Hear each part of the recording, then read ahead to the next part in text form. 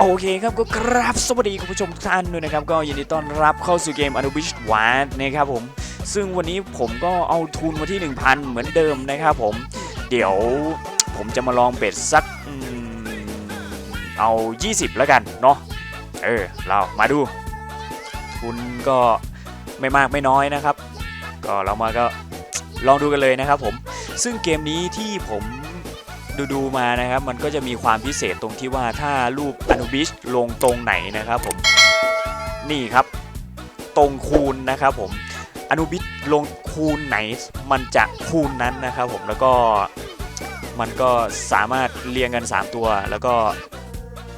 ได้เหมือนกันนะครับผมอันนี้ได้มาคูณ3นะครับเมื่อกี้คูณ10นะครับโอ้โหอยากลองซื้อฟรีสปินดูถ้าเผื่อซื้อ10 บาทจะอยู่ที่750เหรอซื้อ2,000เอาลองซื้อเบ็ด20ดูแล้วกันเนาะเบ็ด20ก็น่าจะอยู่ที่ 1,500 นะครับผมมาลองดูเลยนะมาดูกันครับว่ามันจะดีหรือเปล่านะเกมนี้ผมก็เพิ่งเคยเล่นเป็นครั้งแรกนะครับผมคูณ3ไปครับโอ้ยมาอีกครับผมมาอีกโอ้โหแต่ไม่มีอะไรเกิดขึ้นต่อนะครับผมคูณ11ครับผมคูณค้างด้วยนะครับผมตอนนี้ยังไม่มีอะไรเกิดขึ้นนะครับคูณไหมไม่คูณนะครับโอ้มันต้องมีหน้าอดูบิทเข้าเหรอถึงจะคูณให้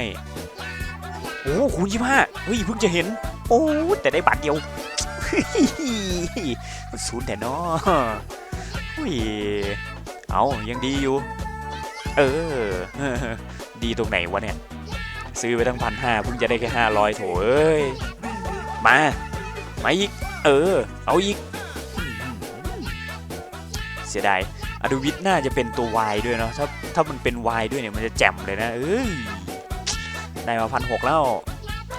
รวมเป็น 2,200 ครับผมก็ได้กำไรแล้วนะไปคูณ45คูณ45 2,700สิครับสวยงามเลยดอกนี้ไปยังเหลืออีกตั้ง6สปินเอาดู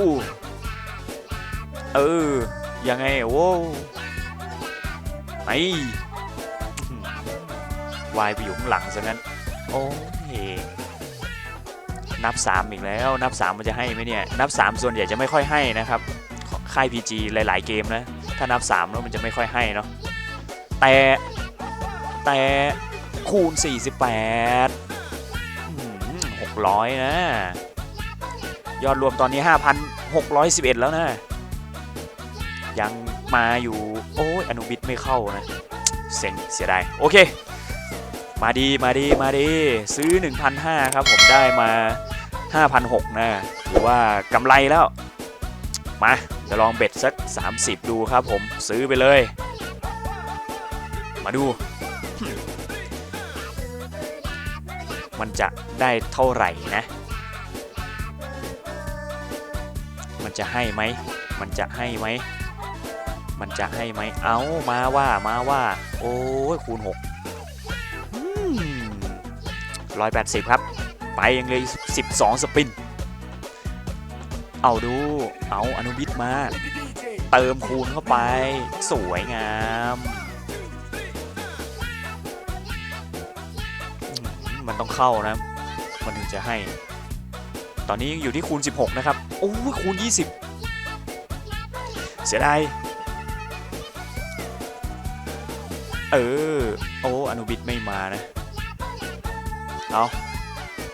มาดูสักตัวดูสักตัวดูโอ้ยไม่มาเอาเหลืออีก4สปินเอาแล้วเอาว่าเฮ้ย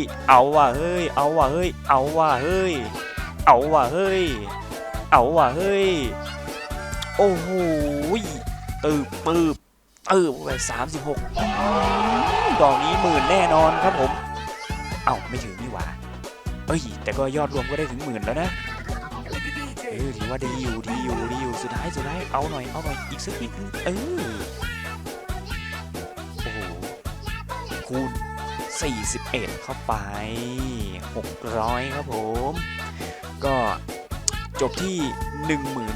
1731 บาทนะครับผมยอดรวมตอนนี้ก็